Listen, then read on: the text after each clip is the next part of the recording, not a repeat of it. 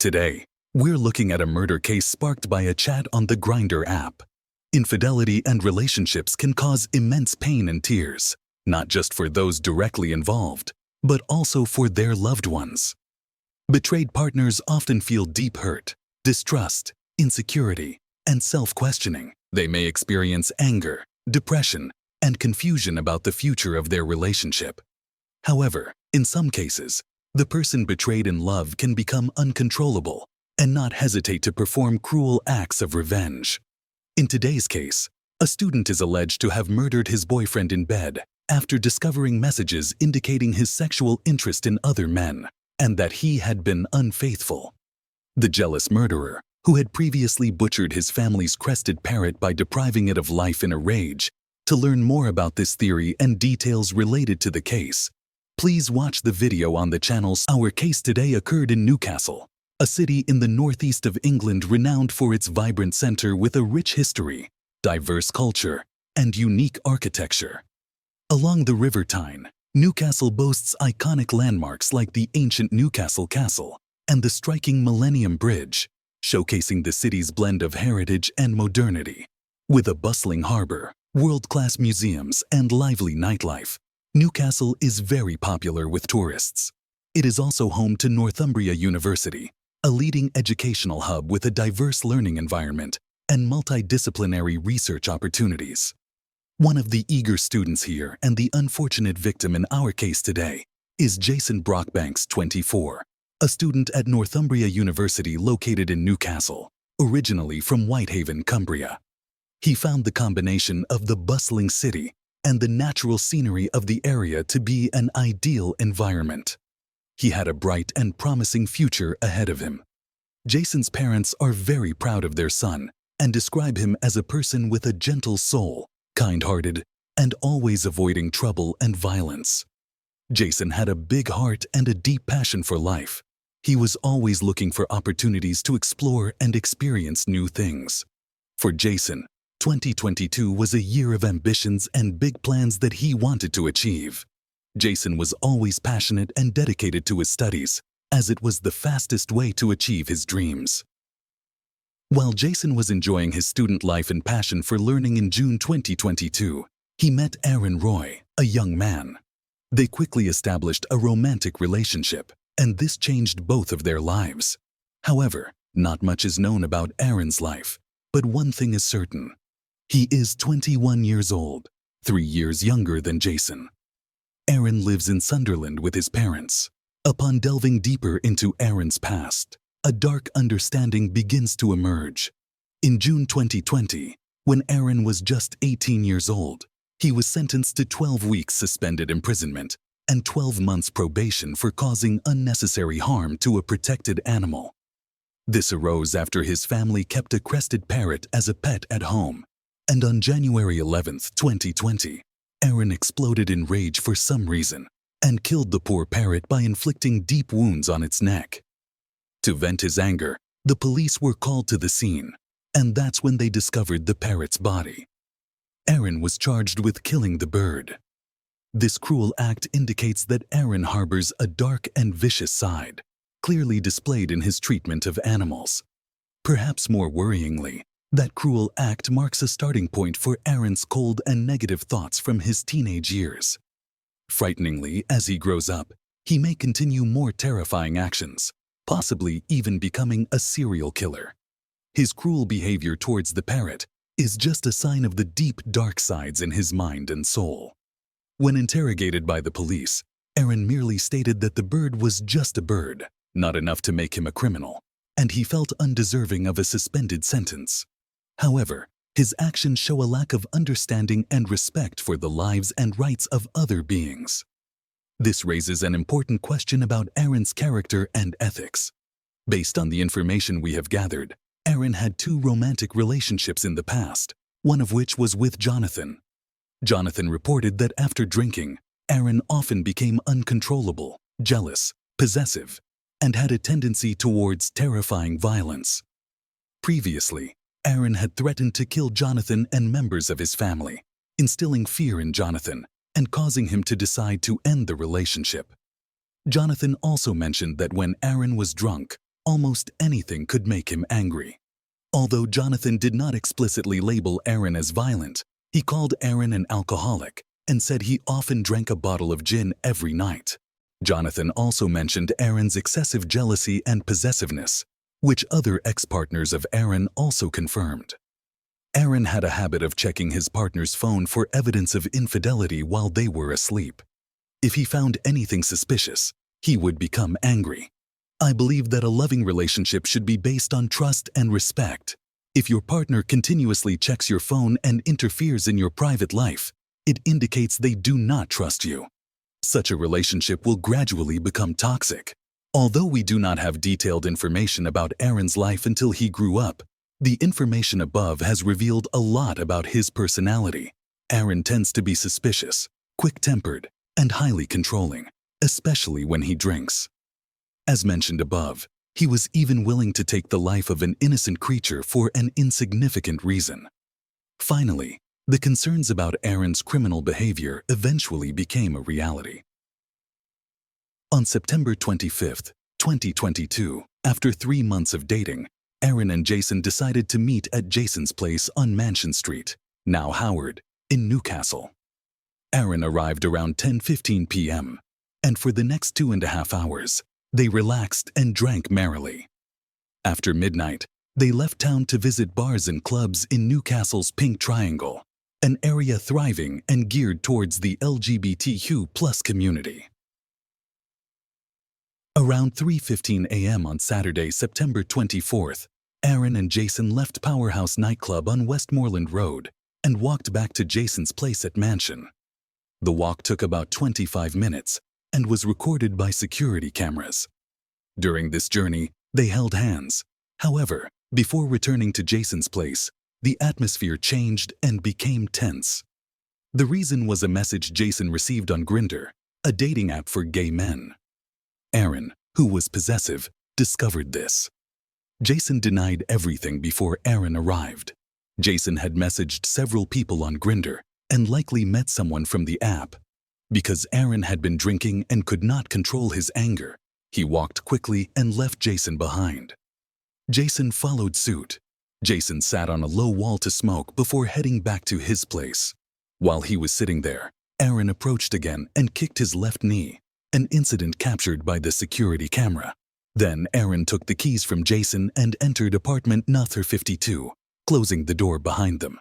They both later entered room No. 351, Jason's room. We do not know if Aaron undressed, but Jason definitely undressed and went to bed. While Jason was sleeping, Aaron carried out his routine, something he often did with Jason while he was asleep. Aaron took Jason's phone and went straight to the bathroom. Gay murder.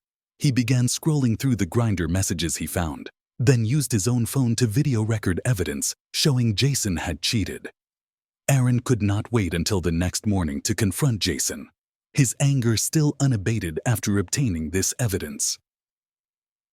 At 4 a.m., just 4 minutes after Jason used WhatsApp, Aaron opened the door of room 351 and went into the shared kitchen of the student housing. He opened a drawer and took out a large, sharp knife. Then Aaron returned to Jason's room. Jason was lying asleep facing the wall, his back exposed, with only a cotton blanket covering the rest of him. Aaron approached and struck Jason's back with the knife. Then Aaron targeted under Jason's arm and stabbed downward. The knife pierced through the blanket and into Jason's right side, reaching a depth of 10 centimeters. Aaron then gathered his belongings, including his jacket. He put headphones around his neck, went into the bathroom, and washed the blood off the knife.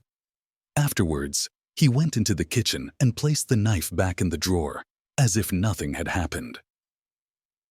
He left Jason's residence at 4:19 a.m., just 8 minutes after Jason last used WhatsApp.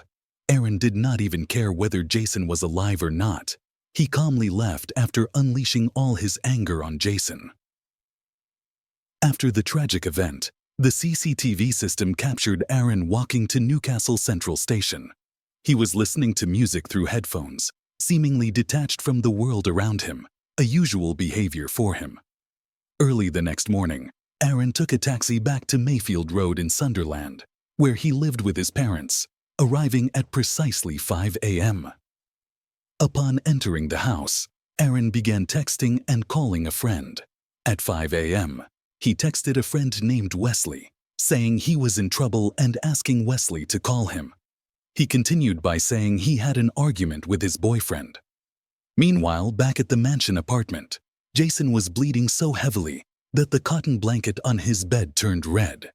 He fell to the floor next to the bed, with the blanket also falling and covering him.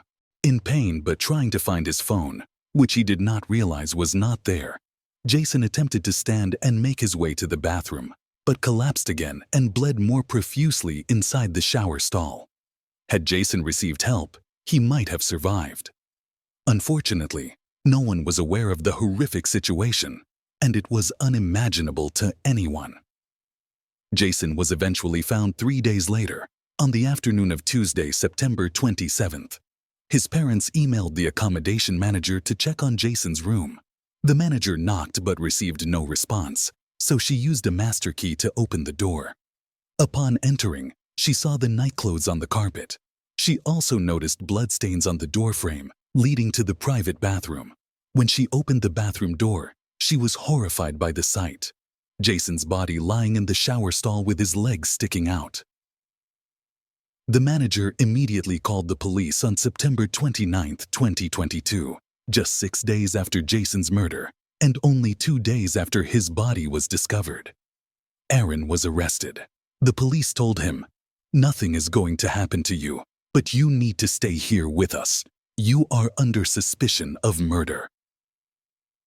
A video capturing the moment of the 21-year-old murderer's arrest was released by Northumbria Police through a body-worn camera.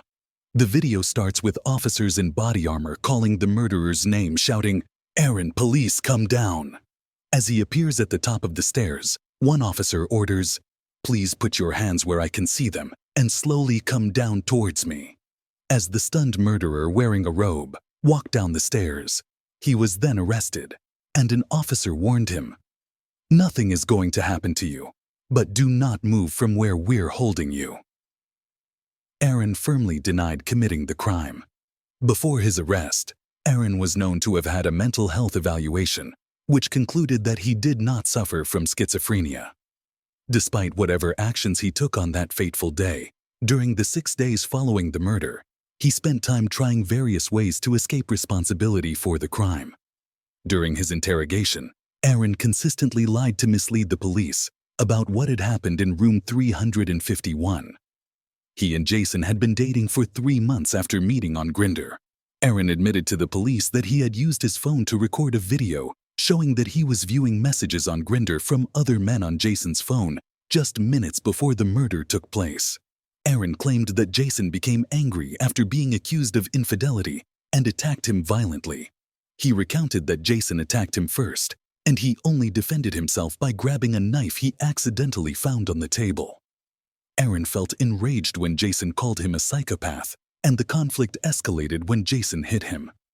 "Shut up, you're crazy," Aaron told the police. "I remember him calling me a psychopath." Aaron told the police that Jason had a history of getting angry and attacked him almost immediately after he confronted him. "He became aggressive," he said to the police. "I was about to step out when he grabbed me and pushed me back. I tried to get up and he hit me. He kept punching me. It was on my neck with both fists really hard." Aaron claimed that Jason's death by stabbing was accidental as he tried to escape from the dangerous situation. He did not realize Jason was seriously injured and only felt scared and overwhelmed at the moment. He said Jason had asked him to leave, so he actually left at the victim's request. Aaron admitted that he then grabbed his backpack and coat, put the knife back in the communal drawer, and left the building to go home. He even concocted a story about having been abused in his family. However, there was ample evidence, including the actual wounds on Jason's body, that did not match Aaron's story, and no evidence supported Aaron's claim that he was a victim of family abuse. When interviewed, officials noted signs of deceit in his statements. Prosecutors disputed Aaron's version of events, bringing forth ex-partners who testified that Aaron also scrolled through their phones, looking for evidence of infidelity, becoming angry and abusive, if he believed they were seeing other men. They also played CCTV footage showing the couple returning after a night out at the LGBTQ+ bars in the city's Pink Triangle. At one point, Aaron was seen kicking Jason and angrily taking his keycard to enter the building, then slamming the hallway door as they both entered. Aaron was filmed leaving the building alone 36 minutes later, less than 3 minutes after the video recording process on the victim's phone ended. This sequence of events portrayed Aaron not as a victim of circumstances, but as someone who possibly premeditated his violent actions. The autopsy revealed that Jason suffered 3 stab wounds, 2 in the back and 1 critical wound on the right side of his torso, just above the hip. It is believed that he was stabbed while lying on the bed covered with a blanket, and it took nearly an hour for him to bleed out. Medical professionals stated that he might have survived if he had received timely medical care. Following the discovery of Jason's body in his bathroom 3 days after the attack, it was reported that Aaron had searched online for, "Can a schizophrenic be a murderer?" During the trial, Judge Martin Spencer, after reviewing the psychiatric report on Aaron, remarked, "You are not a schizophrenic, but you are a murderer." He added, "You are deceptive, dishonest, and very dangerous when drunk. Any remorse shown is merely self-serving and compelled by your own interests. In truth, you show no genuine remorse at all." Prosecutor David Lamb-Key argued in court that the Grindr messages on Jason's phone were a trigger and motivator for the murder. The jury was shown excerpts of the messages Aaron had seen on the phone just before the murder. In one exchange, Jason asked if the other person was up for fun and if they wanted to eat now. The respondent mentioned being tired, and Jason suggested that it could get hot, implying it might help him sleep. Jason told the man he could come over and cuddle, and engaged in ordinary conversation about watching TV at his place. The conversation also explicitly mentioned sexual activities and included a photo. Jason's phone also contained voice messages where he discussed sensitive matters with other men. The prosecution argued that Aaron, scrolling through these messages and realizing Jason's sexual interest in other men, precipitated the stabbing and ultimately the murder. They asserted that the murder occurred after Aaron stopped viewing the messages at 4 a.m., after viewing the text messages or electronic communications between Jason and other men. The defendant lost his composure, entered the bedroom where Jason was, and committed the murder. Regardless of the motive, or whether Jason was indeed unfaithful, Aaron had no right to brutally end Jason's life. He could have ended the relationship if he felt it was no longer suitable, instead of resorting to such cruel criminal actions. The case highlights the dangerous consequences of possessiveness and the inability to handle emotional distress in a healthy manner. Judge Spencer emphasized the vulnerability of Jason at the time of the attack, pointing out that Jason was attacked while he was asleep under a blanket and completely defenseless. The Newcastle Crown Court recognized that Jason's life could have been saved with prompt medical help. Instead, he bled to death due to Aaron's actions, and his body was only discovered 3 days later. "You showed no remorse for your actions. You did not call emergency services to help Jason," Judge Spencer said. He detailed how Jason bled profusely from his wounds, with the blood soaking through the bed linen and mattress. Jason had collapsed next to the bed, and the blanket had fallen in such a way to cover the phone, making it inaccessible. This is why, in my opinion, he was unable to call for help. He tried to get up, went into the bathroom, and fell down bleeding to death. The situation could have been salvaged if you had sought help, but you did not. In a heart-wrenching statement, Jason's father Chris expressed how his son hated violence and had a passion for life. "Knowing that Jason died slowly and alone will haunt us for the rest of our lives," he said in court. "Learning about his death, which could have been prevented with help, is heartbreaking for us. We believe Jason spent his last moments trying to find his mobile phone to call for help, but he couldn't find it because the defendant was the last one who used it. I will never understand how someone could leave Jason injured and lying in the room so cruelly and carelessly." He stated that their family will never forgive or forget what happened to their son. The trial lasted 7 days, and the jury reached a unanimous guilty verdict after deliberating for just over 90 minutes. The judge considered several aggravating factors in the case, including that the crime took place at Jason's home, especially when Aaron intentionally returned after leaving the room to retrieve a knife. This action was seen as premeditated. Aaron's decision to also bring the knife added to the severity of the offense. Additionally, Aaron's intoxication and failure to assist Jason when he needed medical help further aggravated the situation. As a result, Aaron was sentenced to a minimum of 22 years in prison after being found guilty of murdering his boyfriend in their university dormitory. Aaron showed no remorse or repentance for his actions, even continuing to deny any wrongdoing. In his sentencing remarks, Judge Spencer quoted Jason Brockbank's parents, who described their son as a loving, kind-hearted, gentle person who avoided confrontation and despised violence. This statement highlighted the stark contrast between Jason's character and the nature of the crime committed against him. Detective Inspector Thomas Fowler of Northumbria Police captured the essence of the case with a profound sense of loss and responsibility, highlighting the tragedy that befell Jason Brockbank. The community, friends, and family of Jason were left to cope with the void that his untimely and violent death created. His description of Jason as a vibrant university student in Newcastle, whose life was cruelly cut short by Aaron Ray's calculated and cold actions, underscores the senselessness of the violence inflicted. The reflections offered by Jason's family, particularly his father Chris, deeply resonate with the emotional toll that such a loss imposes on loved ones. Their vivid descriptions of missing Jason's laughter, the warmth of his smile, and the companionship he offered paint a picture of a life filled with joy and love, now painfully absent.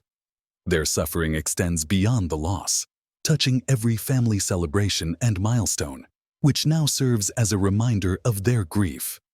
The sentiments expressed by the community and the investigative team reflect a broader contemplation on the nature of relationships and the destructive potential of unchecked emotions like jealousy. The case serves as a stark reminder of the importance of handling relational conflicts with maturity and respect. It emphasizes that love involves responsibility, trust, and respect, not just profound affection. Jealousy, often romanticized as a sign of love, can also signal insecurity and possessiveness, which can lead to tragic outcomes, as seen in this case. This tragedy underscores the need for emotional integrity in relationships. It advocates for a proactive approach to dealing with emotions constructively and seeking help when dealing with overwhelming feelings. The broader community's response, filled with empathy and solidarity, suggests a collective understanding of the importance of nurturing and protecting mental and emotional well-being within relationships. Ultimately, this case is a somber lesson about the consequences of actions driven by unchecked jealousy and the profound impacts of such actions on families and communities. It is a call to cherish and safeguard the bonds we share with others, treating each relationship with the dignity and respect it deserves, fostering trust rather than suspicion, and care rather than harm. The story ends here. Thank you for taking the time to follow along. What are your thoughts on this case or thoughts on this?